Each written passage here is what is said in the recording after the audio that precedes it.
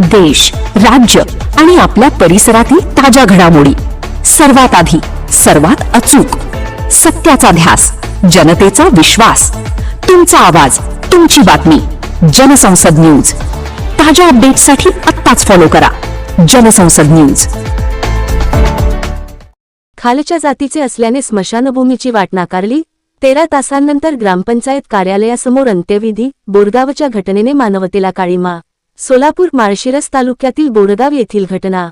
स्वातंत्र्याच्या अमृतकाळातही जातीय भेदभावाची मुळे किती खोलवर रुजली आहेत याचा संतापजनक प्रत्यय माळशिरस तालुक्यातील बोरगाव येथे आल्याचा आरोप आहे. साठे कुटुंबियांच्या मृत व्यक्तीच्या अंत्यविधीसाठी स्मशानभूमीकडे जाण्याची वाट जातीय कारणातून नाकारण्यात आल्याचा आरोप करण्यात आला आहे.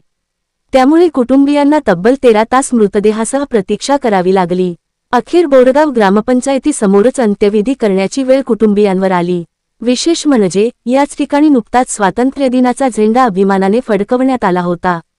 मात्र काही दिवसांतच त्याच परिसरात जातीय भेदभावाच्या आरोपामुळे अंत्यसंस्काराची वेळ येणे ही बाब स्वातंत्र्याच्या मूल्यांवरच प्रश्नचिन्ह निर्माण करणारी असल्याची संतप्त प्रतिक्रिया व्यक्त होत आहे.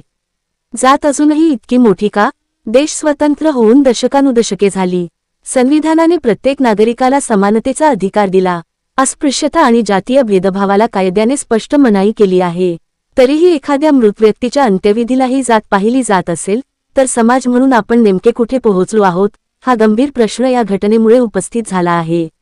माणूस जिवंत असताना त्याची जात विचारली जाते आणि मृत्यूनंतरही त्याला अंत्यसंस्काराची जागा व वाट जात पाहून ठरवली जाते, तर ही केवळ एका कुटुंबाची वेदना नाही, हा मानवतेसमोरचा गंभीर प्रश्न आहे. साठे कुटुंबियांना या घटनेत जनावरांसारखी वागणूक मिळाल्याचा आरोप असून संबंधित प्रशासनाने या प्रकरणाची तातडीने चौकशी करून दोषींवर कायदेशीर कारवाई करावी अशी मागणी होत आहे.